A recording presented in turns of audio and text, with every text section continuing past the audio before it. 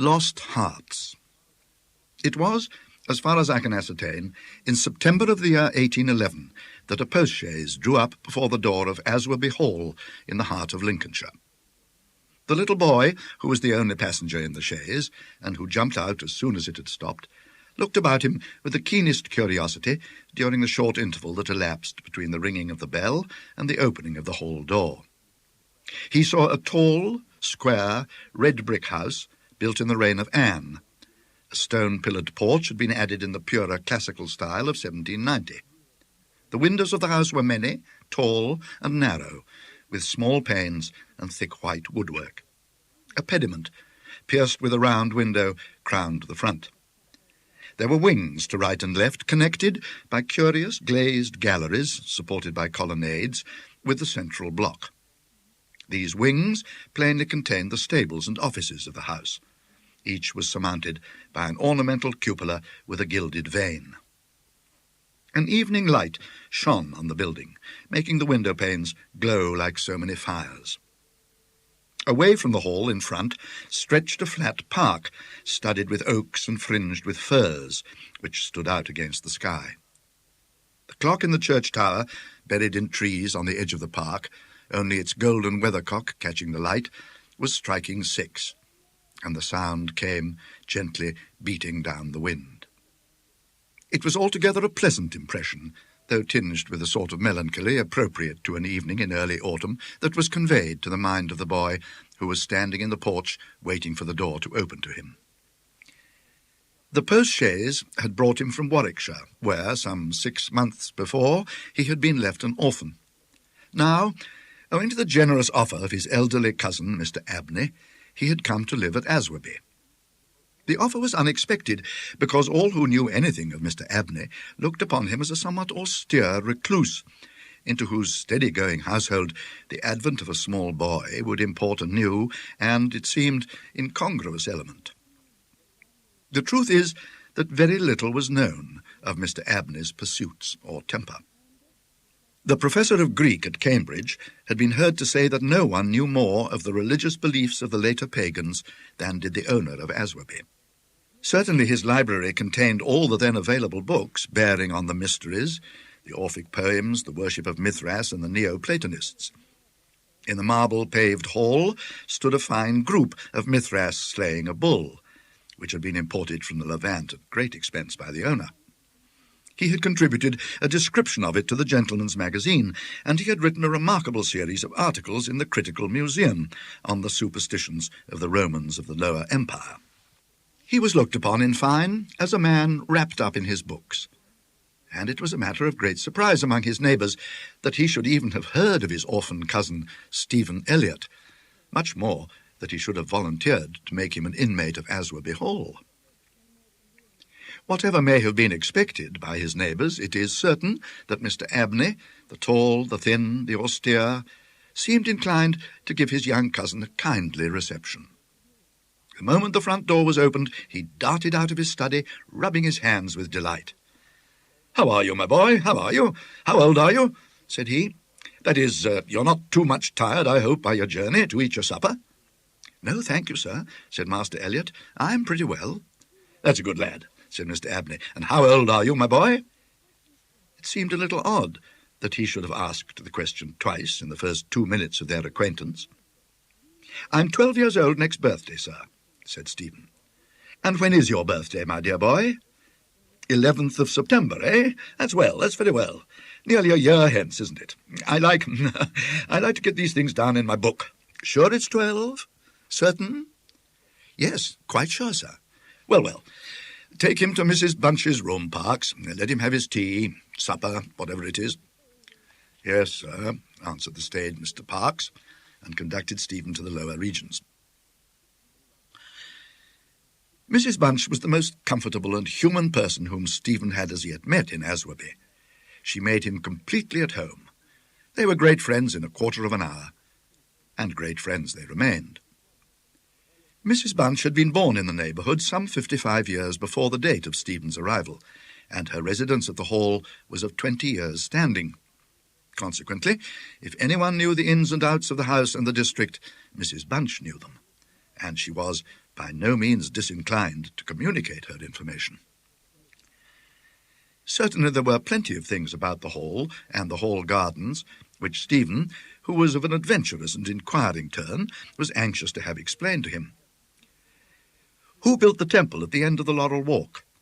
Who was the old man whose picture hung on the staircase, sitting at a table with a skull under his hand? These, and many similar points, were cleared up by the resources of Mrs. Bunch's powerful intellect. There were others, however, of which the explanations furnished were less satisfactory. One November evening, Stephen was sitting by the fire in the housekeeper's room reflecting on his surroundings. "Is Mr. Abney a good man, and will he go to heaven?"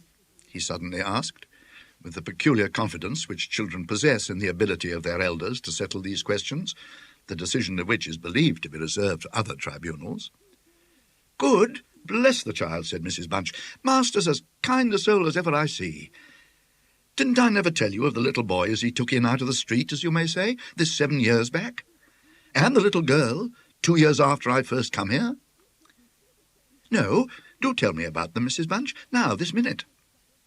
"Well," said Mrs. Bunch, "the little girl I don't seem to recollect so much about. I know master brought her back with him from his walk one day, and give orders to Mrs. Ellis, as was housekeeper then, as she should be took every care with. And the poor child hadn't no one belonging to her. She told me so her own self. And here she lived with us a matter of 3 weeks, it might be, and then, whether she was something of a gypsy in her blood or what not, but one morning she out of her bed afore any of us had opened an eye, and neither track nor yet trace of her have I set eyes on since. Master was wonderful put about, and had all the ponds dragged, but it's my belief she was had away by them gypsies, for there was singing round the house for as much as an hour the night she went, and Parks, he declared as he heard them a-calling in the woods all that afternoon. Dear, dear, a odd child she was, so silent in her ways and all, but I was wonderful taken up with her, so domesticated she was. Surprising." "And what about the little boy?" said Stephen. "Ah, that poor boy," sighed Mrs. Bunch. "He were a foreigner. Giovanni, he called himself. And he came a-tweaking his hurdy-gurdy round and about the drive one winter day. And master had him in that minute, and asked all about where he came from, how old he was, how he made his way, and where was his relatives, and all as kind as heart could wish. But it went the same way with him. They're a unruly lot, them foreign nations, I do suppose, and he was off one fine morning just the same as the girl. Why he went and what he'd done was our question for as much as a year after, for he never took his hurdy-gurdy, and there it lays on the shelf." The remainder of the evening was spent by Stephen in miscellaneous cross-examination of Mrs. Bunch, and in efforts to extract a tune from the hurdy-gurdy. That night he had a curious dream. At the end of the passage, at the top of the house, in which his bedroom was situated, there was an old disused bathroom. It was kept locked, but the upper half of the door was glazed, and since the muslin curtains which used to hang there had long been gone, you could look in and see the lead-lined bath affixed to the wall on the right hand, with its head towards the window. On the night of which I am speaking, Stephen Elliott found himself, as he thought, looking through the glazed door. The moon was shining through the window, and he was gazing at a figure which lay in the bath. His description of what he saw reminds me of what I once beheld myself in the famous vaults of St. Michael's Church in Dublin, which possess the horrid property of preserving corpses from decay for centuries. A figure inexpressibly thin and pathetic, of a dusty leaden colour, enveloped in a shroud-like garment, the thin lips crooked into a faint and dreadful smile, the hands pressed tightly over the region of the heart. As he looked upon it, a distant, almost inaudible moan seemed to issue from its lips, and the arms began to stir. The terror of the sight forced Stephen backwards, and he awoke to the fact that he was indeed standing on the cold, boarded floor of the passage in the full light of the moon. With a courage which I do not think can be common among boys of his age, he went to the door of the bathroom to ascertain if the figure of his dream were really there. It was not, and he went back to bed. Mrs. Bunch was much impressed next morning by his story, and went so far as to replace the muslin curtain over the glazed door of the bathroom. Mr. Abney, moreover, to whom he confided his experiences at breakfast, was greatly interested, and made notes of the matter in what he called his book.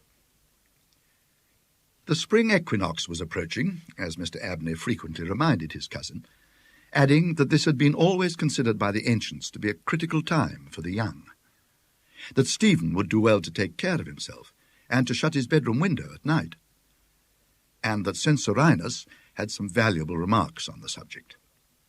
Two incidents that occurred about this time made an impression upon Stephen's mind. The first was after an unusually uneasy and oppressed night that he had passed, though he could not recall any particular dream that he had had. The following evening, Mrs. Bunch was occupying herself in mending his nightgown. "Gracious me, Master Stephen," she broke forth rather irritably, "how do you manage to tear your nightdress all to flinders this way? Look here, sir, what trouble you do give to poor servants that have to darn and mend after you." There was indeed a most destructive and apparently wanton series of slits or scorings in the garment, which would undoubtedly require a skilful needle to make good. They were confined to the left side of the chest, long, parallel slits, about 6 inches in length, some of them not quite piercing the texture of the linen. Stephen could only express his entire ignorance of their origin. He was sure they were not there the night before. "But," he said, "Mrs. Bunch, they are just the same as the scratches on the outside of my bedroom door, and I'm sure I never had anything to do with making them." Mrs. Bunch gazed at him open-mouthed, then snatched up a candle, departed hastily from the room, and was heard making her way upstairs. In a few minutes she came down.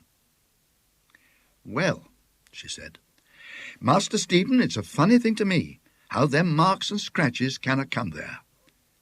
Too high up for any cat or dog to have made 'em, much less a rat.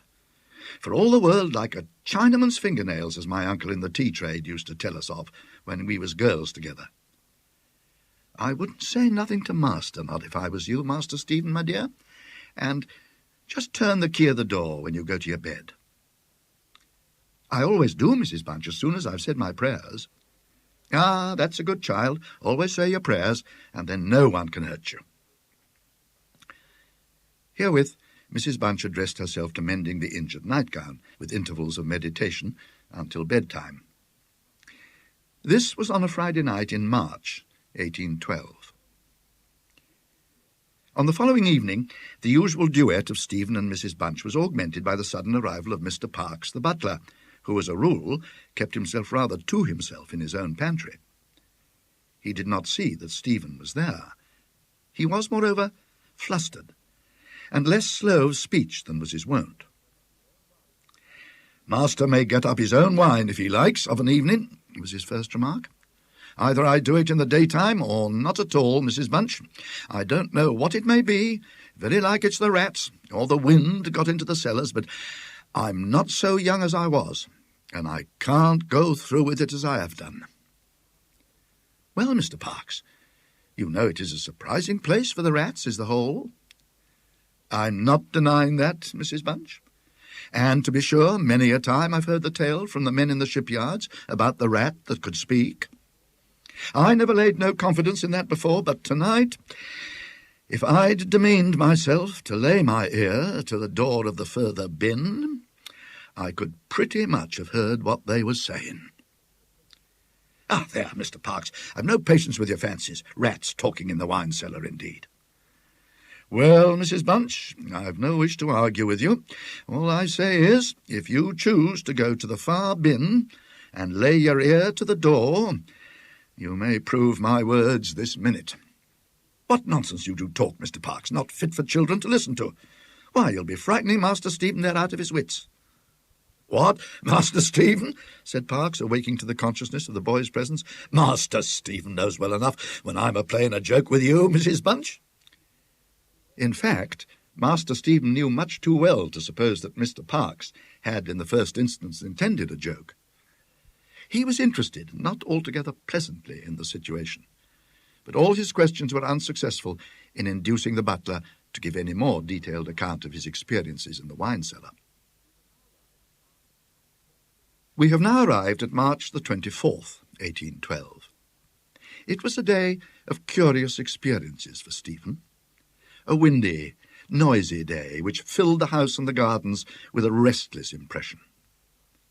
As Stephen stood by the fence of the grounds and looked out into the park, he felt as if an endless procession of unseen people was sweeping past him on the wind, borne on resistlessly and aimlessly, vainly striving to stop themselves, to catch at something that might arrest their flight and bring them once again into contact with the living world of which they had formed a part. After luncheon that day, Mr. Abney said, "Stephen, my boy, do you think you could manage to come to me tonight as late as 11 o'clock in my study? I shall be busy until that time, and I wish to show you something connected with your future life, which it is most important that you should know. You are not to mention this matter to Mrs. Bunch, nor to anyone else in the house, and you had better go to your room at the usual time." Here was a new excitement added to life. Stephen eagerly grasped at the opportunity of sitting up till 11 o'clock. He looked in at the library door on his way upstairs that evening and saw a brazier, which he had often noticed in the corner of the room, moved out before the fire. An old silver-gilt cup stood on the table, filled with red wine, and some written sheets of paper lay near it. Mr. Abney was sprinkling some incense on the brazier from a round silver box as Stephen passed, but did not seem to notice his step. The wind had fallen, and there was a still night and a full moon.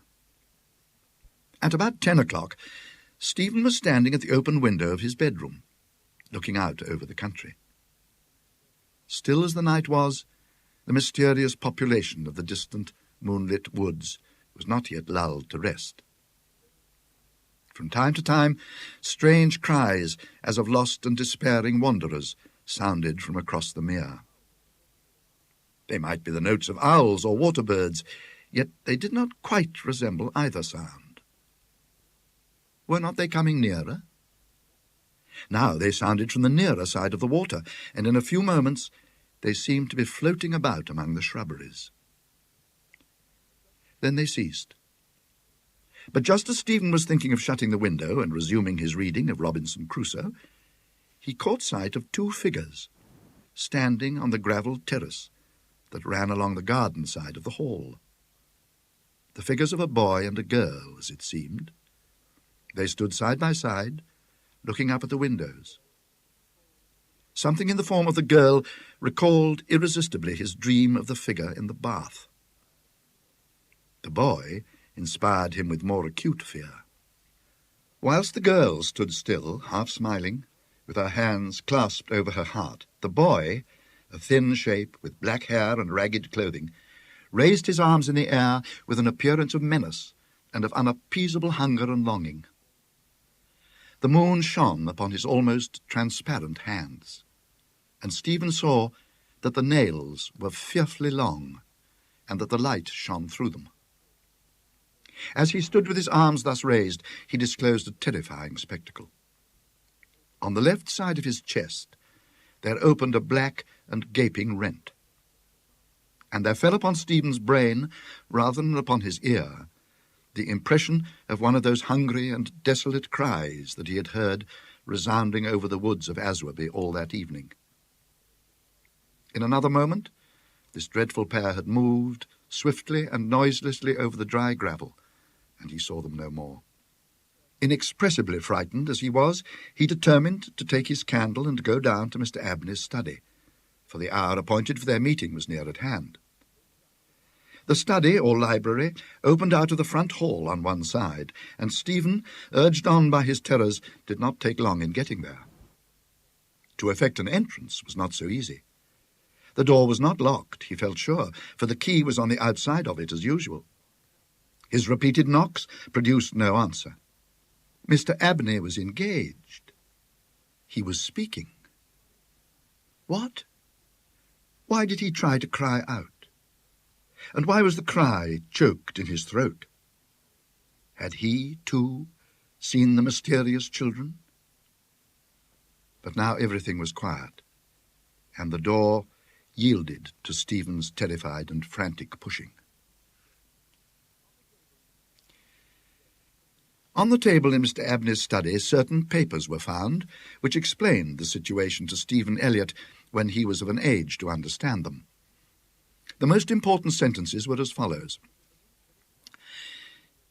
It was a belief very strongly and generally held by the ancients, of whose wisdom in these matters I have had such experience as induces me to place confidence in their assertions, that by enacting certain processes, which to us moderns have something of a barbaric complexion, a very remarkable enlightenment of the spiritual faculties in man may be attained.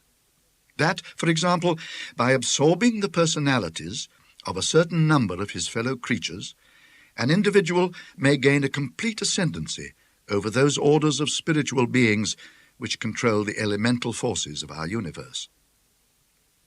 It is recorded of Simon Magus that he was able to fly in the air, to become invisible, to assume any form he pleased, by the agency of the soul of a boy whom, to use the libellous phrase employed by the author of the Clementine Recognitions, he had murdered.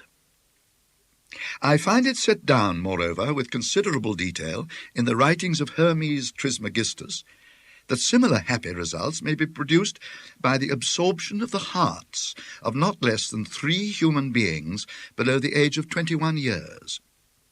To the testing of the truth of this receipt, I have devoted the greater part of the last 20 years, selecting, as the corpora vilia of my experiment, such persons as could conveniently be removed without occasioning a sensible gap in society.